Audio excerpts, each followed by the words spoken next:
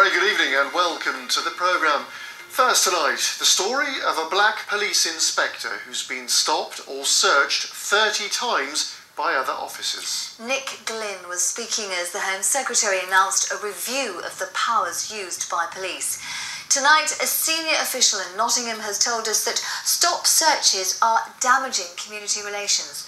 Well, our social affairs correspondent Jeremy Ball now reports.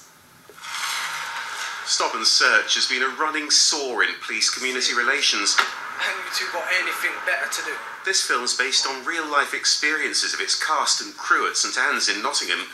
Many of them are convinced they're being targeted unfairly. It makes me very angry, you know what I mean? Because if you're minding your own business and you're trying to go somewhere and you're being harassed and you're being told that you fit the description of this person and you fit the description of that person, you don't want to hear that because it's degrading. You just talk to me like I'm an animal kind of thing, like how you talk to your dog if you want him to do something. It's horrible, like it's not nice the way they treat you. And to me, that's just them trying to abuse their authority because they know they can do it. Nick Glynn's an inspector for a neighbouring police force, but he's been stopped too, around 30 times. And when it happened near his home in Nottinghamshire, he produced his police identity card. A couple of police officers questioned whether it was a genuine ID card, and I was sort of detained for 10 minutes in front of everybody, so it's embarrassing, you know, and people look at you and think you've done something wrong, and I hadn't done anything wrong. Your body language. The police say stop and search is vital to find drugs and weapons or stolen property, and now all of Nottinghamshire's frontline officers are being trained to use the powers more effectively. But latest figures show black people are still more than 3 times as likely to be targeted by the force. It is a concern to me because actually if you've not got, if it's acting as a barrier to good relationships between young people and the authorities, well, actually that's a problem.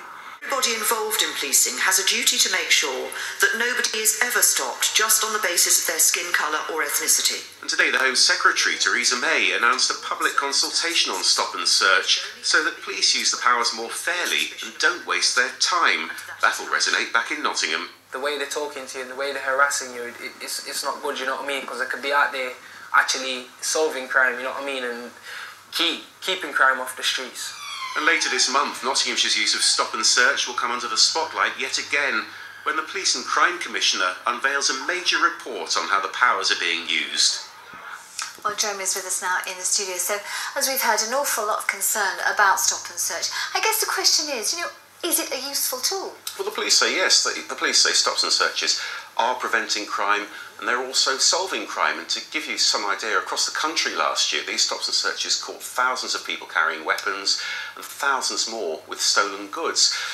The trouble is, the vast majority of stops and searches don't lead to an arrest. And of course, if innocent people feel they're being targeted unfairly, well, that can be really counterproductive.